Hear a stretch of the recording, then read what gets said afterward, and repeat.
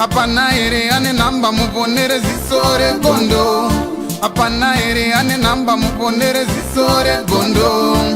Pane masele bagabuda offside nezuro. Pane masele bagabuda offside nezuro. Eti noi now. Peshona kwete chindau.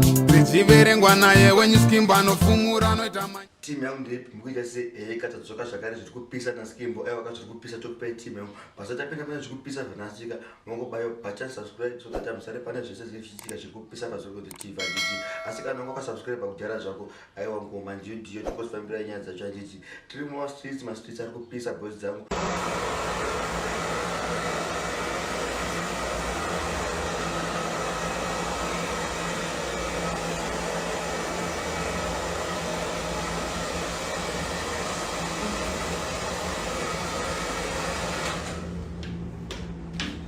You heard?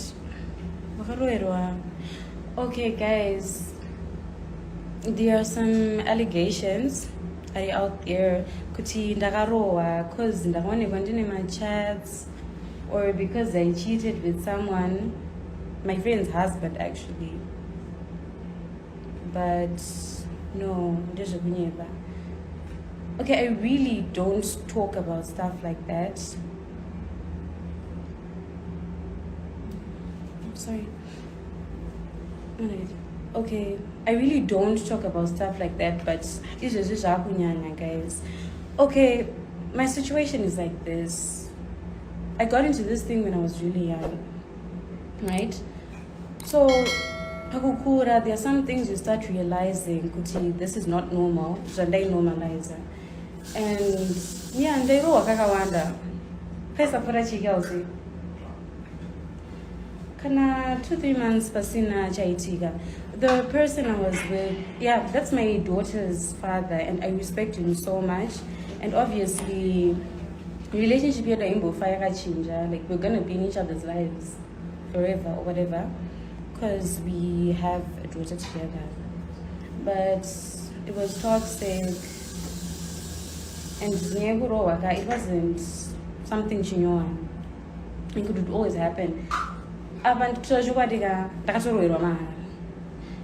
the thing. So out there, or if something happens, no, it's fine. Okay, I wanted to do this at home, but okay. My marriages, it happened. I was young. And okay, this is what munhu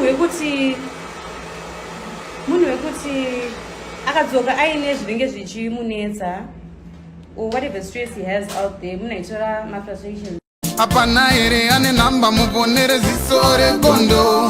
Apana ere ane namba muponere zisore gondo. Pane masele bagabuda offside nezuro. Pane masele bagabuda offside nezuro. Eti noi now. Peshona kwete chindau. Zichiverengwa naye when you skimba no fumura no itama.